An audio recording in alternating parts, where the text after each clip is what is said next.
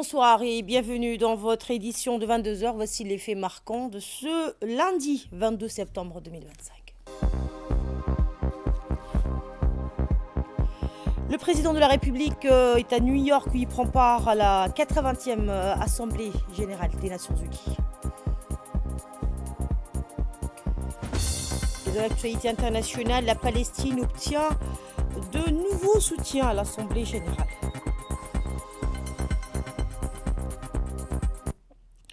Arrivé hier soir à New York, le président de la République, Ismaël Omar Guelleh, a été chaleureusement accueilli par l'ambassadeur de Djibouti aux États-Unis et auprès des Nations Unies, accompagné de diplomates et de membres de la communauté djiboutienne. Le chef de l'État prend part à la 80e session de l'Assemblée générale des Nations Unies, un rendez-vous diplomatique majeur au cours duquel il portera une série de messages forts à l'attention de la communauté internationale. Dans ses différentes interventions, le président défendra la préservation de l'ordre international fondé sur la coopération multilatérale et réaffirmera l'importance de la Charte des Nations Unies, pilier de la paix, du droit et de la stabilité depuis 80 ans. Un axe central de sa participation portera sur la réforme de l'architecture financière mondiale. Le président Guelleh exprimera son soutien au rapport Pacte pour l'avenir. Et enfin, fidèle à son engagement pour la paix au Proche-Orient, le président de la République lancera un appel solennel pour la reconnaissance officielle d'un État palestinien souverain.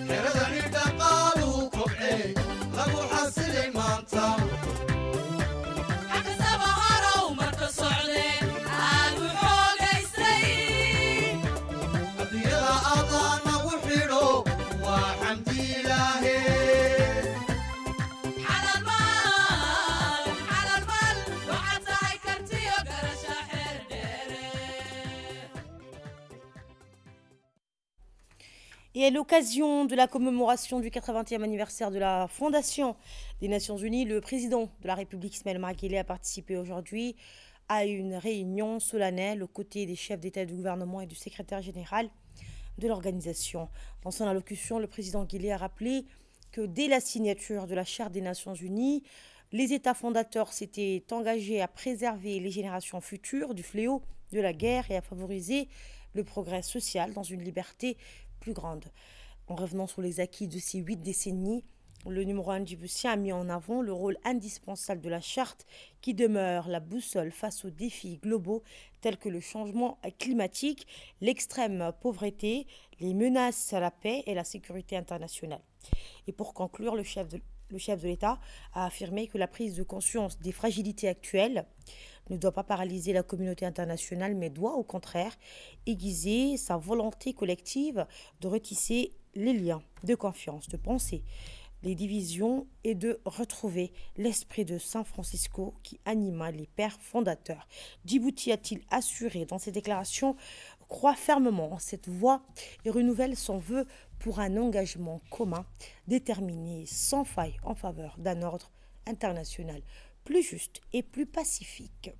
Et nous restons toujours à New York où, à l'occasion de la célébration du 80e anniversaire de la Charte des Nations Unies, notre ambassadeur aux États-Unis a accordé une interview exclusive à notre envoyé spécial Awa Abdi en marge des travaux de haut niveau de l'Assemblée générale à New York, où le président de la République prend part aux échanges mondiaux.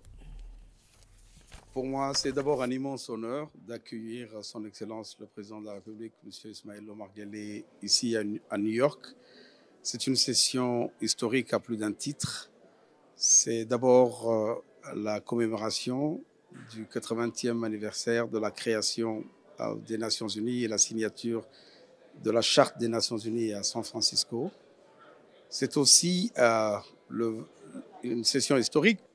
Plusieurs États, nouveaux États, s'apprêtent à reconnaître formellement l'État de Palestine, répondant ainsi aux aspirations légitimes du peuple palestinien. C'est bien sûr une étape qui est bienvenue, mais il faudra faire beaucoup plus pour permettre à l'État palestinien de retrouver une souveraineté pleine.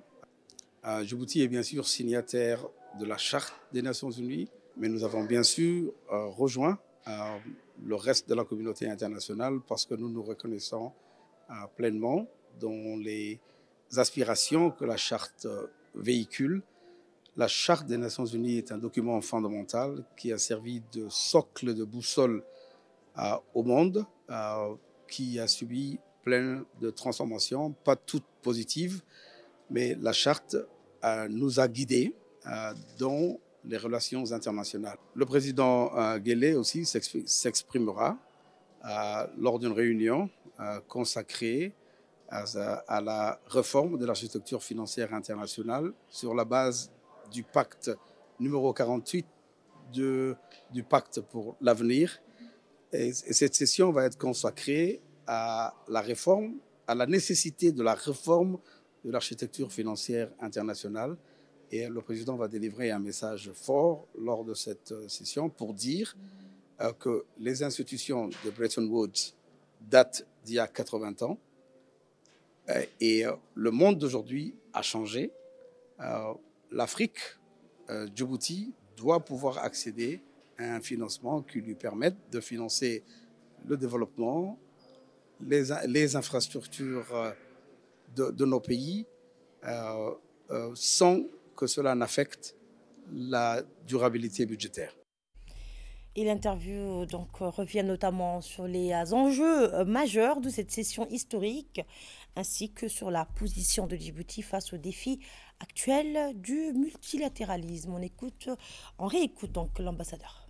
Lui, le président Ismaël Omar Guelleh va apporter une voix forte, très bien articulée, pour expliquer au monde que Djibouti est un pays épris de paix.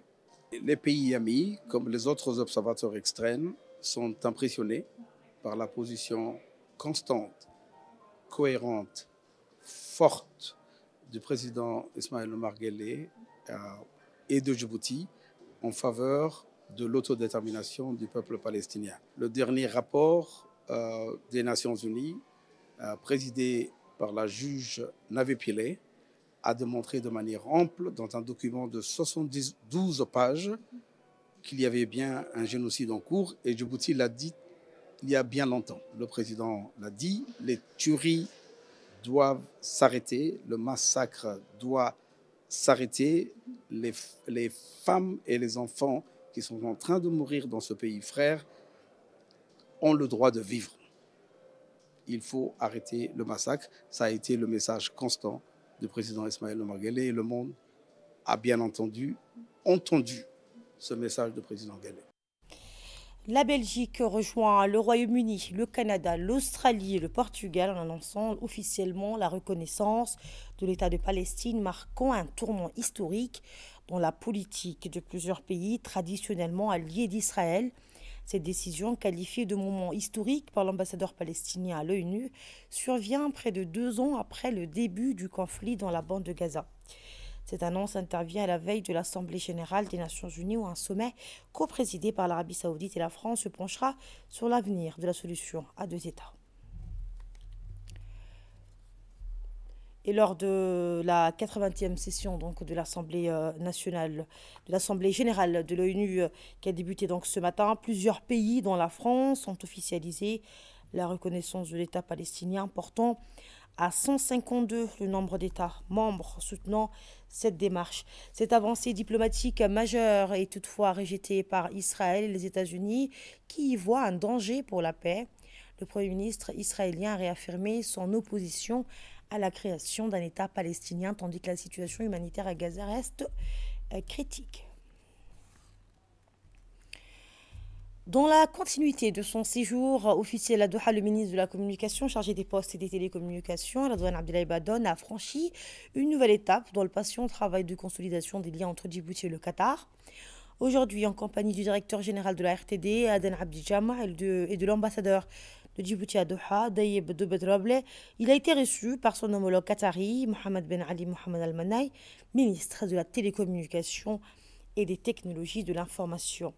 Les discussions ont porté sur le mémorandum d'entente déjà signé entre les deux ministères, ainsi que l'échange d'expertise, le transfert de savoir-faire et l'édification d'un espace commun où technologie et souveraineté se conjuguent. Le ministre de la Communication a rappelé donc la condamnation ferme de la République de Djibouti face à l'attaque inacceptable dirigée contre l'État du Qatar. Cette déclaration de solidarité, au-delà des circonstances, a résonné comme un rappel et l'ambassadeur de Djibouti à Doha, Dayeb Dobedrable, s'est vu confier la mission délicate de traduire ses intentions en actions concrètes, d'assurer le suivi des projets convenus et d'accompagner leur mise en œuvre.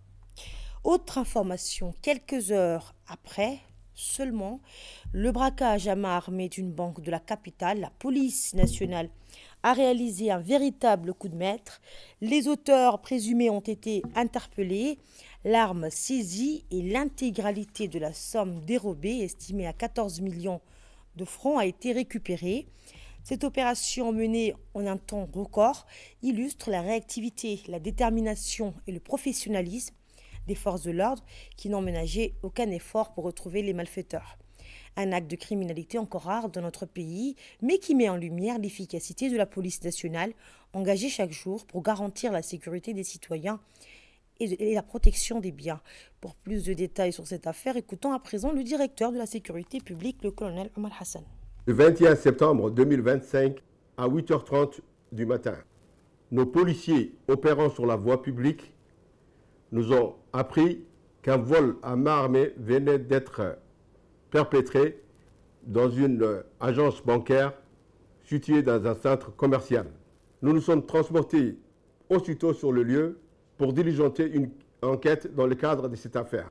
Les premiers éléments de l'enquête ont permis de déterminer que deux individus, dont l'un portait une arme à feu, avaient fait irruption dans cette agence bancaire pour commettre un vol de numéraire. Face à la résistance du caissier de cet établissement, l'un des malfaiteurs a fait usage de son arme pour tirer un coup de feu. Ce coup de feu a perforé la vitre d'un guichet. Sous la contrainte, les deux malfaiteurs ont réussi à s'emparer d'une somme d'argent estimée à 14 millions de francs djiboutiens.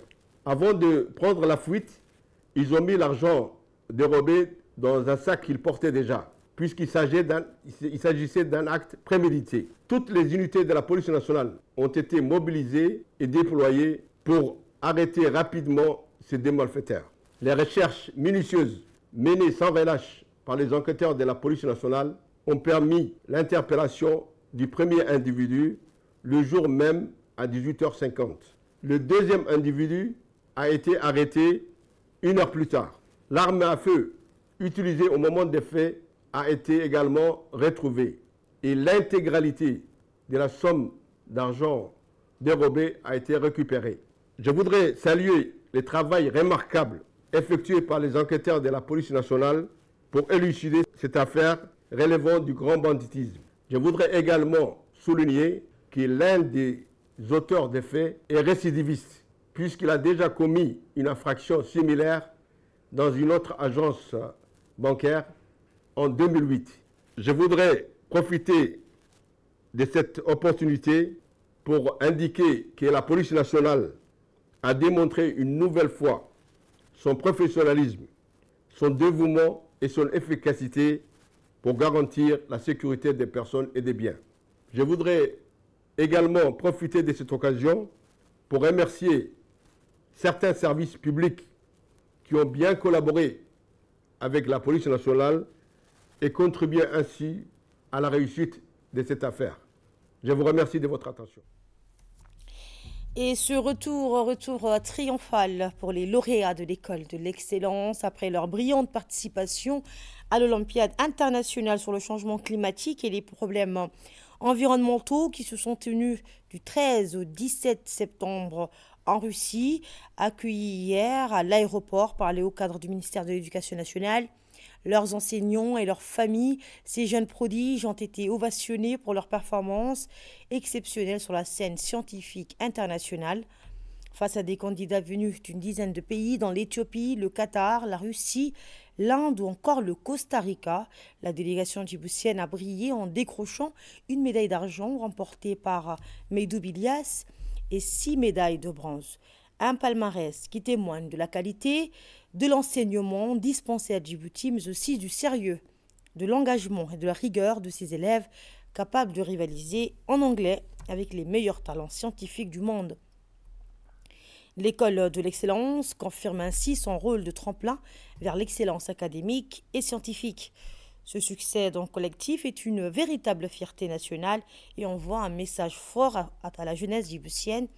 Le travail, la discipline et la persévérance ouvrent les portes de l'excellence. Et notre équipe sur place a recueilli quelques réactions des lauréats. Les voici.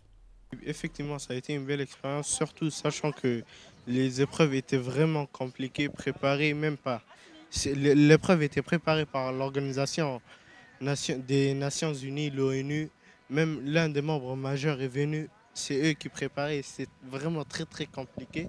Et voilà, c'était un vrai succès parce qu'on faisait la compétition avec des très grands pays scientifiques comme la Russie, l'Inde, le Qatar, le Bangladesh et plusieurs autres pays, le Tadjikistan, plusieurs pays. Et on s'est classé 3e derrière l'Inde et la Russie. Une très belle réussite parce que être 3e mondialement, c'est surtout pour Djibouti, c'est quelque chose d'exceptionnel. Et on est heureux et fiers de l'avoir. D'abord, le titre de l'Olympiade, c'était IOCE, qui est l'Olympiade internationale du changement climatique et environnemental. Il faut savoir qu'il y a eu une épreuve individuelle. Sur l'épreuve individuelle, d'abord, on a fait un choix sur un tirage au sort sur 5 sujets au hasard. Et voilà, on te donne le titre du sujet et il y a des questions ensuite sur ces sujets, des questions globales qui ont un lien direct avec le changement climatique et l'environnement. Et j'ai trouvé ça difficile aussi parce qu'il y a des notions qu'on n'a jamais connues et les matériels qu'on n'a jamais connus aussi, et aussi des questions auxquelles on ne s'attendait pas. Mais malgré ça, on a quand même essayé de faire de notre mieux après avoir révisé aussi à plusieurs reprises le sujet. Et on trouvait que c'était un peu difficile et que c'était une nouvelle expérience, mais ça a été, et à la fin, on a été titulaire avec une médaille d'argent. Pour la partie individuelle, moi je suis ressorti avec une médaille d'argent et mes coéquipiers Hassan et Mohamed sont ressortis avec des médailles de bronze. Voilà, donc il s'agit de Meidoub Ilyas qui s'est illustré en remportant la médaille d'argent dans les épreuves individuelles après avoir déjà décroché l'or en mars dernier. Le comité directeur de l'Association pour la promotion de l'éducation physique et du sport scolaire, l'APEPS, a tenu hier sa réunion de rentrée axée sur la préparation de la journée nationale sport et santé pour tous, prévue pour la fin du mois d'octobre. Organisée en partenariat avec le ministère de l'Éducation nationale et le ministère de la Santé, cette journée vise à promouvoir les bienfaits de l'activité physique sur la santé et le bien-être de l'ensemble des citoyens. Lors de cette réunion à laquelle ont pris part des représentants des deux ministères, les discussions ont porté sur les modalités d'organisation de cette journée, notamment les types d'activités sportives à proposer et les ateliers de sensibilisation à la santé à déployer. Partant du principe que l'école constitue un point de convergence pour les élèves, les parents et les associations locales, il a été décidé que les établissements scolaires serviront de pôle d'animation pour les activités. Tous les citoyens âgés de 7 à 77 ans résidant autour de ces établissements seront invités à y participer. Le projet donc Sport et Santé pour tous les citoyens djiboutiens, entend faire de l'activité physique un outil central de santé publique, de prévention des maladies liées à la sédentarité. Et nous avons recueilli quelques réactions des participants. En voici une. C'était donc la rentrée de l'APEPS, l'Association pour la promotion du sport scolaire, qui faisait sa rentrée pour l'année, après une année riche de fin d'année où le grand projet du relais national a été mis en place et le mouvement des éclaireurs de Djibouti. L'APEPS commence en force cette année ses activités.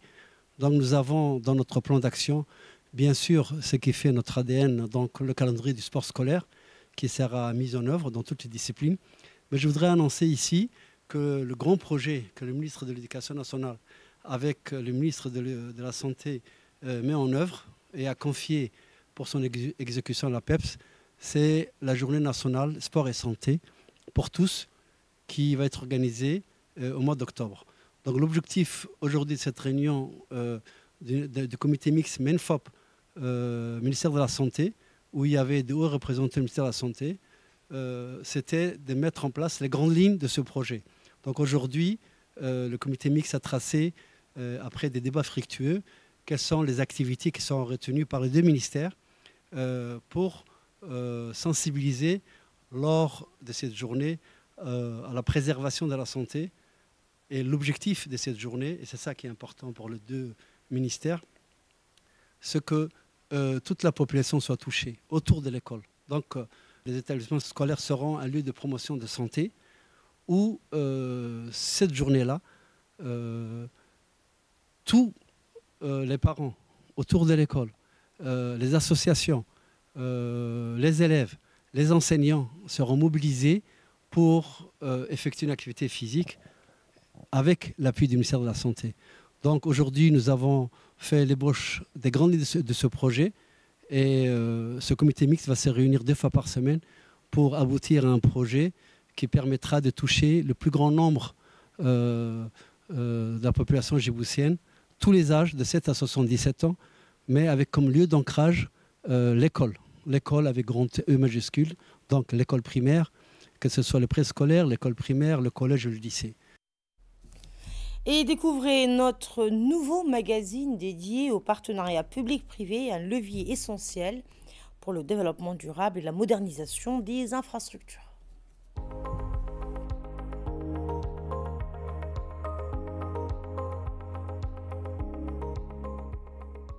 Dans l'économie mondiale d'aujourd'hui, une vérité s'impose. Les ressources sont limitées de plus en plus à cause de la conjoncture économique et dynamique géopolitique mondiale, et leur mobilisation est devenue un art difficile. Des chocs exogènes ont marqué ces dernières années sur donc un processus de transformation de Djibouti durant toutes ces 20 dernières années. On le sait tous, Covid était un de ces chocs majeurs, mais pas le seul. Nous avons eu un contexte régional et global difficile, principalement une crise géopolitique, couplée d'une crise géopolitique et économique régionale également. Le climat et ses conséquences pèsent également sur Djibouti. Et le tout, donc, nous le vivons, on le ressent, malgré une performance de notre économie, des indicateurs, nous restons cependant vulnérables, très vulnérables à plus d'un titre. On sait par ailleurs que les financements du développement vont se réduire d'année en année, malheureusement. Dans ce contexte, le partenariat public-privé s'affirme comme une réponse audacieuse et pragmatique. Alors qu'est-ce que le partenariat public-privé? Connu dans son acronyme PPP, c'est un mode de collaboration entre l'État et une entreprise privée pour financer, construire et gérer ensemble un projet d'intérêt public comme une route, un port ou une centrale en partageant les coûts, les risques et les bénéfices. Ce n'est pas seulement une formule juridique, c'est une vision, faire converger deux forces complémentaires, la puissance publique et l'énergie entrepreneuriale. Le PPP, c'est d'abord une mission. Offrir à l'État les moyens de protéger l'intérêt général tout en s'appuyant sur le savoir-faire, l'innovation et l'efficacité du secteur privé. C'est unir les moyens, partager les risques et construire ensemble ce qu'aucun acteur ne pourrait accomplir seul. À Djibouti, cette démarche prend une résonance particulière. Nation carrefour, ouverte sur les échanges du monde, Djibouti fait du PPP un levier stratégique. C'est grâce à ce mécanisme qu'a vu le jour le projet solaire de Grand Barra. C'est aussi par ce biais que la modernisation de nos corridors logistiques continue de s'accélérer pour renforcer notre position de plaque tournante régionale. Car à l'heure où la compétition mondiale s'intensifie, où chaque pays cherche à transformer la rareté en opportunité, le PPP devient un instrument d'équilibre. Il ne s'agit pas seulement de bâtir des infrastructures visibles ponts, routes, terminaux portuaires, mais de préparer l'avenir, assurer des emplois, garantir des services de qualité et inscrire le développement dans la durée. En définitive, le partenariat public-privé est un pacte de confiance. C'est un engagement où l'État et le secteur privé acceptent de marcher ensemble, dans un même élan. Un pari sur l'avenir nourri par une conviction simple. L'alliance des forces est toujours plus puissante que l'isolement. Dans le tumulte d'une économie mondiale incertaine, Djibouti a fait son choix. Le PPP n'est pas une option. Il est la voie pour transformer nos contraintes en opportunités et tracer, pierre après pierre, le chemin d'un développement ambitieux et durable. Autre information, dans le cadre de la Journée internationale de la paix célébrée chaque 21 septembre, une soirée culturelle d'exception s'est tenue hier au Théâtre national des Salines, réunissant un large public autour des valeurs de la paix, de vivre ensemble et de diversité culturelle. Placée sous le signe de la fraternité et de la cohésion sociale, cette initiative a rassemblé jeunes talents, artistes confirmés et figures emblématiques de la scène musicale dans une ambiance festive et chaleureuse. Le directeur général de l'Agence nationale pour la promotion de la culture, accompagné de plusieurs cadres de l'institution, a donné à l'événement une portée institutionnelle significative, soulignant le soutien actif des autorités culturelles à ce type de manifestation citoyenne.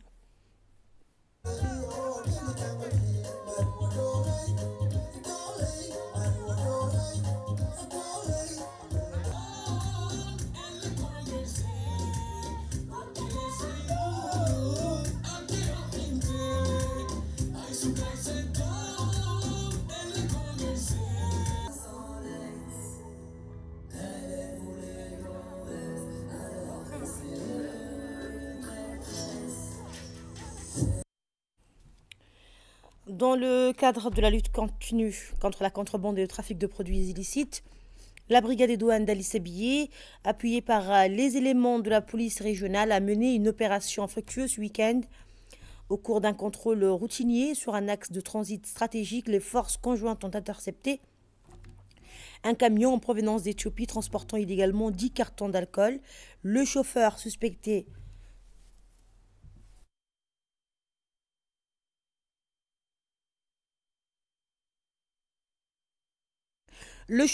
donc suspecté d'être impliqué dans cette tentative de contrebande, a été immédiatement placé en garde à vue par les autorités policières locales. Dans l'actualité régionale à présent, le Kenya a brillé au championnat du monde d'athlétisme 2025 à Tokyo, remportant 7 médailles d'or, 2 argent et 2 bronzes. Les athlètes kenyanes ont particulièrement marqué les esprits avec leur victoire sur 10 000 mètres et marathon. eh bien, Fait Kipyegon et Emmanuel Wanyoni ont également remporté des médailles d'or, confirmant la puissance du Kenya dans les courses de fond. Ces succès reflètent les investissements du pays dans la formation des jeunes talents, notamment dans les régions d'Eldoret et de Kipchoge.